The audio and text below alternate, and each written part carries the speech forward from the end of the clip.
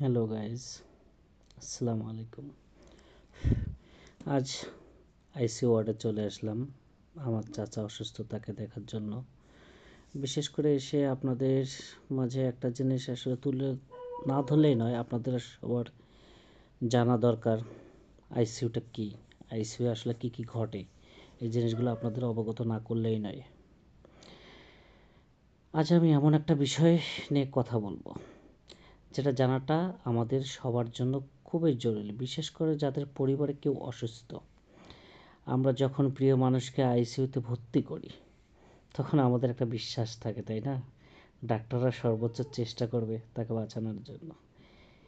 এটা কি আদৌ সত্য না মিথ্যা, আপনারাই খুব ভালো জানবেন বা বলতে পারবেন। অনেক সৎ ও দায়িত্বশীল ডাক্তার আছেন, আবার বিপরীতে খারাপও আছে। কিন্তু কিছু জায়গায় অভিযোগ আছে, সে বিষয়টা আজকে আপনাদের মাঝে তুলে ধরি। এই বিশ্বাসের কিন্তু আসলে সুযোগ নেওয়া হয়ে থাকে, এটা আপনারাও জানেন, আমিও জানি। কিছু ক্ষেত্রে দেখা যায় রোগী মারা যাওয়ার পরও তাকে লাইফ সাপোর্টে রেখে দেওয়া হয়। পরিবারের কাছে বলা হয় রোগী এখনও বেঁচে আছে, মেশিন দিয়ে অক্সিজেনে দেয়া হয়, বুক ওঠানামা করে, দেখে মনে হয় স্বাভাবিকভাবে রোগী সুস্থ আছে, শ্বাস নিচ্ছে। কিন্তু বাস্তবতা হলো ভাই ভিন্ন। মেশিনের মাধ্যমে কৃত্রিমভাবে শ্বাস প্রশ্বাস চালু রাখা হয়, তাই শুধু বুক ওঠানামা দেখেই নিশ্চিত হওয়া যাবে না রোগী জীবিত আছে না মৃত। এই জায়গাটাই সবচেয়ে আমরা ধোঁকা খেয়ে থাকি। তাই গুরুত্বপূর্ণ বিষয়টা এখানেই। আপনাদের কিছু বিষয়ে নিজে খেয়াল রাখতে হবে। লাইফ সাপোর্ট মনিটর নিয়মিত দেখতে হবে।